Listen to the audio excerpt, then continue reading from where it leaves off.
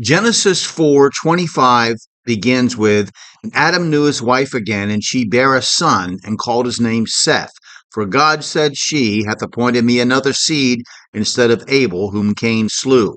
Verse 26 says, "And to Seth, to him also there was born a son, and he called his name Enos. Then began men to call upon the name of the Lord." That's capital L, capital O, capital R, capital D. That means Jehovah. Or some of you modernists like to say Yahweh.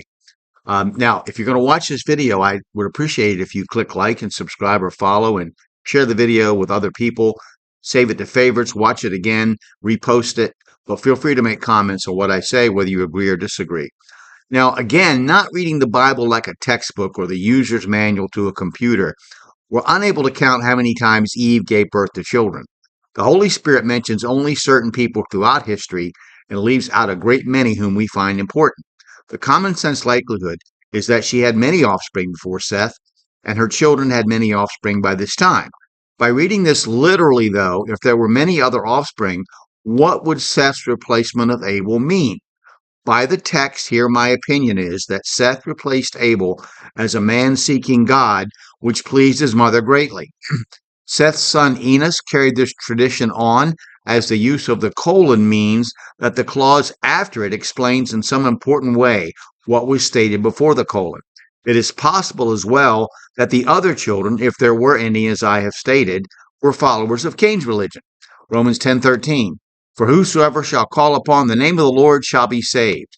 Now, godliness in the wicked pre-flood world was carried on by the descendants of Seth, and salvation would come through their testimony, godliness.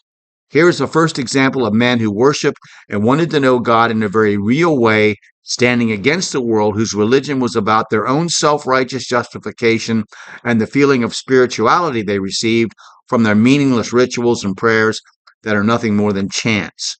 Their religion glorifies man, not God, and is focused on them, not God. As Jesus pointed out, Matthew 6:7, "But when ye pray, use not vain repetitions as the heathen do, for they think that they shall be heard for their much speaking." In this way, the first part of Genesis tells the story of two religious traditions, and we would do well to study that as one of the ways we look at it. Here we can see the yearning for Christ from the beginning, as Job said, Job 19:25 and 26 and 27, "For I know that my Redeemer liveth, and that he shall stand at the latter day upon the earth. And though after my skin worms destroy this body, yet in my flesh shall I see God, whom I shall see for myself, and mine eyes shall behold, and not another, though my reins be consumed within me." All right, we'll stop there and pick it up starting in Genesis chapter 5 next. And you can purchase my comments on Amazon in Kindle or paperback form. You can read them on my blog. I'll post the links below. But if you've watched this video, I hope that you'll also open the Bible today and let God speak to you through his word. I hope that you'll separately study the Bible, cross-referencing the verses, and that you'll pray to God for wisdom and understanding before you do either one, and then share your interpretation with someone else.